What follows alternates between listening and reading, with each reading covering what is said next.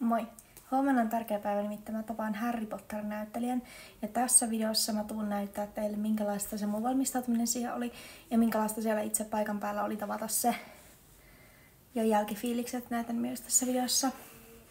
Yes. Mä oon oikeesti niin innossaan, koska mä rakastan Harry Potteria. Jos sä tunnet mut, sä tiedät, että mä rakastan Harry Potteria.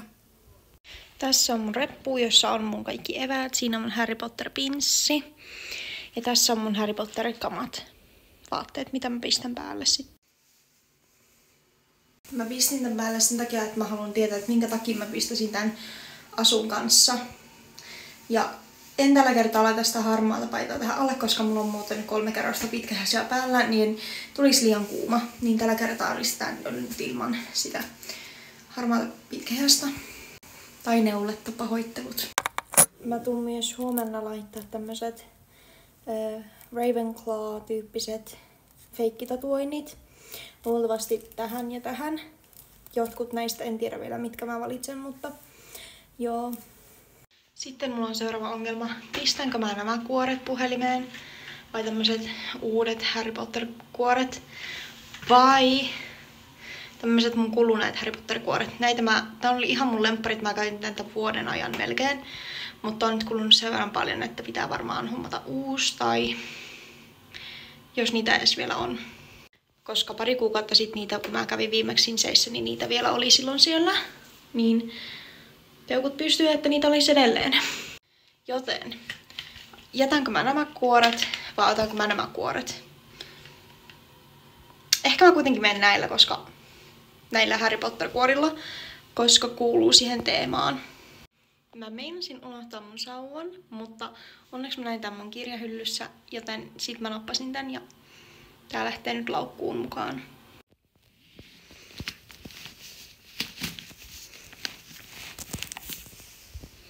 Huomenta mä heräsin itse asiassa pari minuuttia sitten ja mä muistin, että mä kirjoitin hänelle kirjeen, jonka mä tuun antaa hänelle tänään.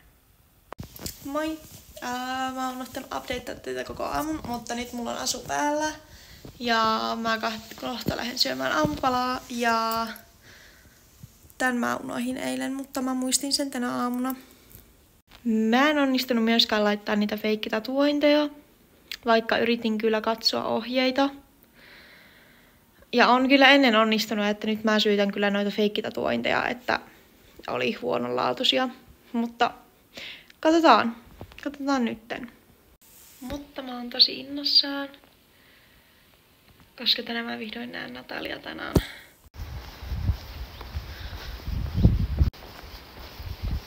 Nyt on bussipysäkille saavuttu. Ja nyt mä seuraavaksi menen junaan ja junalla sitten sinne paikan päälle, tapahtuman paikan päälle. Mä myös päätin laittaa tämmösen nenäkorun tänään päälle. Ja tältä mun takki näyttää, tämmösen takin mä päätin laittaa päälle. Okei, mä oon löytänyt ihan sika paljon kaikkia Harry Potter-kamaa. Ja 2 tunnin päästä mä tuun tapaamaan Natalia tänään.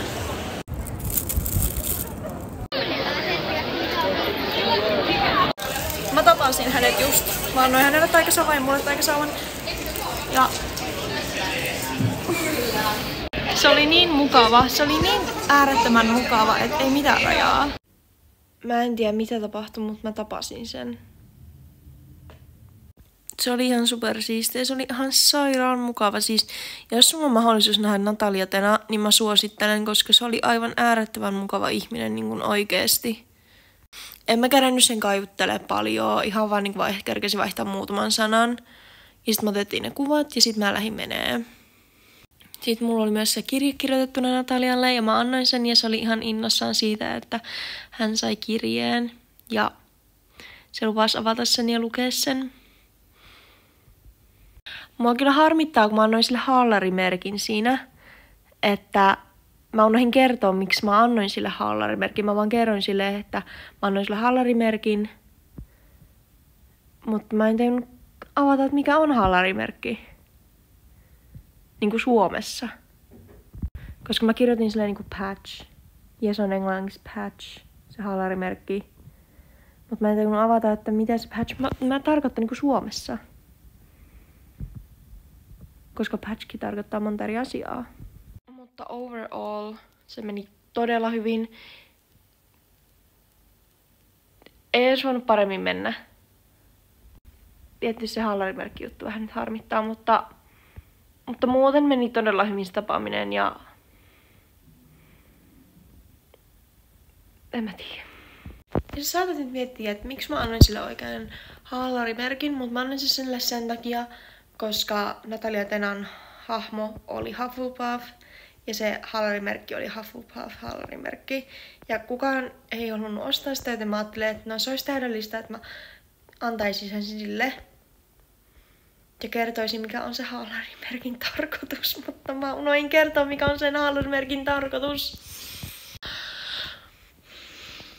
Jos tykkäsit tästä videosta, niin ota mun kanava seurantaan ja tykkää tästä videosta ja kommentoi jotain kivaa. Ja kiitos paljon kun katsoit tämän videon ja nähdään seuraavan videon parissa. Se on moro!